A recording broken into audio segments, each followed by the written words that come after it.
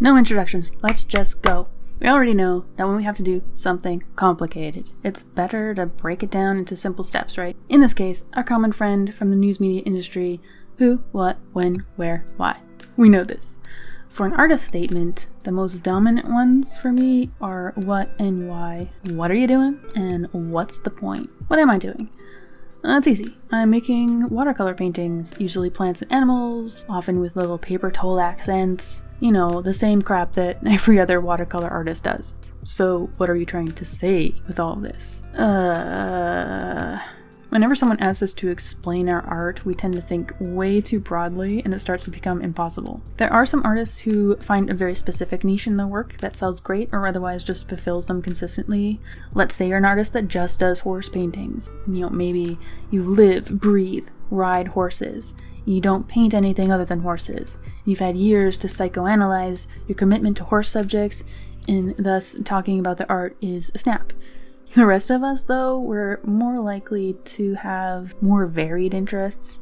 Like maybe I paint pets during the day, but draw houses at night, and dabble in acrylic pour art on the weekend, and drop everything for 2 months every summer to carve soapstone at a ranch. Imagine if someone asked you to condense your entire life into a paragraph. Are there even words that can explain all of these things at once? Here's another question. Will you ever need to? Maybe not. You may need to write many different artist statements during your lifetime for many different people. Yeah, it's tempting to just write one masterpiece of an artist statement to point to for the rest of your life, just so you don't have to do it again. But that feels impossible. Instead, you may want to write an artist statement for every different series of creations you make. That sounds like so much more work, but it's so much easier. Okay, take my giant pile of work here and divvy it into groups. I got maybe pet illustrations, living spaces series, court cities, wild satellite, this little cat character that I've almost abandoned pretty much, tarot inspired stuff, text landscapes, and, you know, a whole pile of random miscellaneous one-offs. I'll usually take these piles and give them their own space with their own individual write-up. So let's take living spaces, for example, and head on back to my mind map. What are they? Well, they're watercolor illustrations inspired by specific locations, using somewhat vibrant colors. It's on paper. I use paper towel. Pretty bare bones facts. Why did I make these? Okay, this I can answer. Simply put, I just wanted to illustrate places that I visited, not in a literal replication of them visually, but rather as in how they make me feel or events that happened there, personal memories, just in a way that allowed me to be whimsical and creative, so I can practice my creativity. This is a very bare bones and self-interested breakdown where I'm just writing this for myself. If I wanted to push this further, we can invite our other friends, who, where, and when. And while we're just collecting facts here, maybe some how. Where might not just be the literal locations I'm painting, it also might be the context in which the artwork is shown. Who inspired you? What are you expressing? What information are you trying to convey, if any? What effect do you want to have on the viewer? Does your circumstances come into play? Are there historical figures involved? How this relates to your past work, where does it fit in the current art industry, do you have any artist influences, stuff like that is good.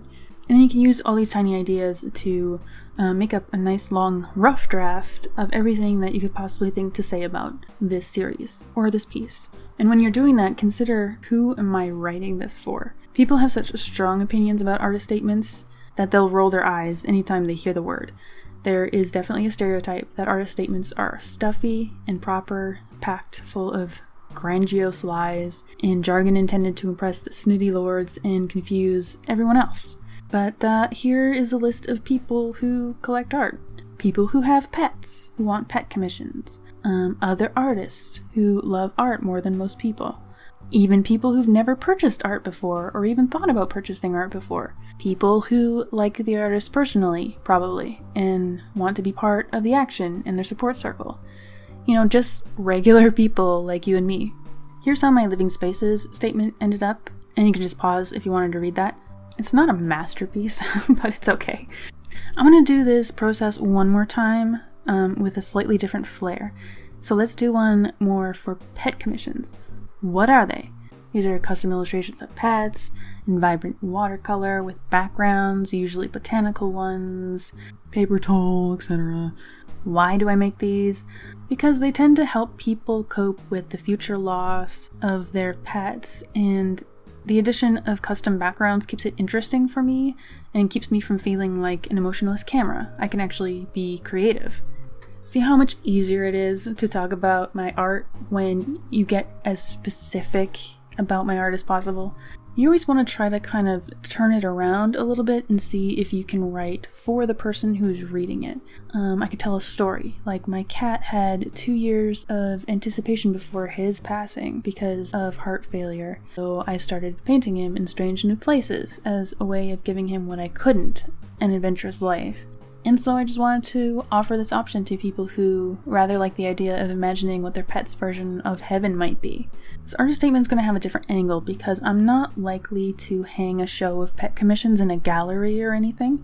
This feels more like a product or service. I'll probably need this on my website as a piece of marketing, which gives me a few more options to pull from, such as like if you're commissioning a pet portrait, what would you want to know? Like, what are your biggest fears? I would want to know about the timeline, what to expect with communication, how it will be delivered, would happen if something goes wrong. And when you're writing up your paragraph, keep it in the first person and keep it as concise but simple as possible. If you read it to a child, would they be able to understand you? Keep your long master copy, but then see how much you can condense it into smaller and smaller pieces using fewer but more expressive words. Because in a solo show or a website or something, you might have a whole page of space to write about your art, but for a single piece in a group show, you might only have 2 or 3 sentences to talk about your art, and you have to be able to say everything you need to say in those 2 to 3 sentences. In other words, can you condense your artist statement down into a single tweet? Artist statements are your best chance at making people feel connected to your art personally, beyond just enjoying them visually. But the art can't always tell these stories for you. And even if you think that your art doesn't have a cool story, it usually does. It just means that you're devaluing it, or you're expecting something world-changing with your art, or you just haven't really thought about it that deeply. Down below, I'll try to link to some videos where I talk about that, including a video where I talk about creating a beautiful story for a basic painting of pigeons eating hearts that I only painted because I felt like it. If I were to quote a character from the X-Files, motive is difficult. It often occurs to one only later. I really hope that this is helpful in some way, and thanks for subscribing, guys. I make a new art video every Thursday.